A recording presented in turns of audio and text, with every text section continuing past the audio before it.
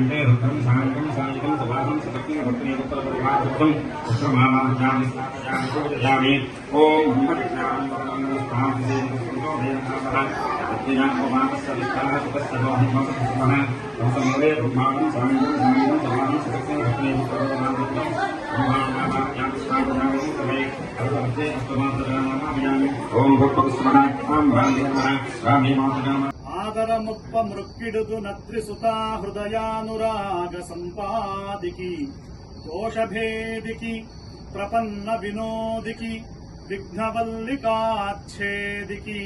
మంజువాదికి అశేష జగజ్జన నందవేదికిన్ మోదకఖాదికిన్ సమదమూషక సాదికి సుప్రసాదికిన్ ఆదరముప్ప మృక్కిడుదు.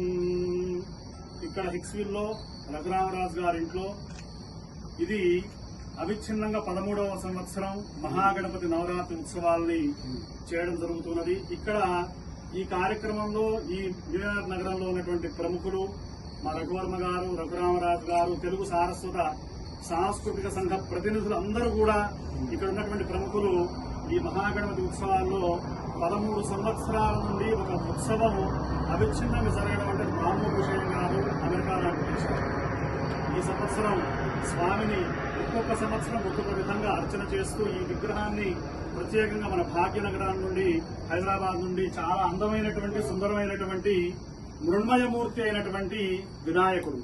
శాస్త్రంలో ఏం చెప్పారంటే బంగారు విగ్రహం, వెండి విగ్రహం ఇవన్నీ కన్నా కూడా మట్టి విగ్రహం అనేది చాలా ప్రధానమైనది. ఎందుకంటే గణపతి భూతత్వ కారకుడు, అంటే పృథివీతత్వ కారకుడు, పంచభూతాలు.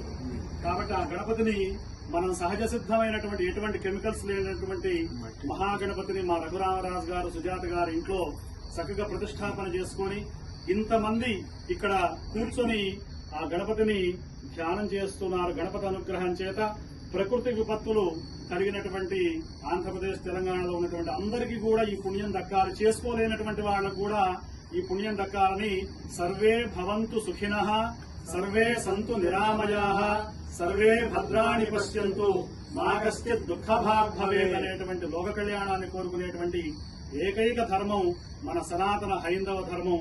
అటువంటి గణపతి అనుగ్రహం చేత ప్రపంచంలో ఉన్నటువంటి అన్ని ప్రదేశాల్లో ఉన్నటువంటి అందరికీ కూడా సకల సుఖ సంతోషాలు కలగాలని చెప్పి ప్రార్థిస్తూ జై బోలో గణేశ.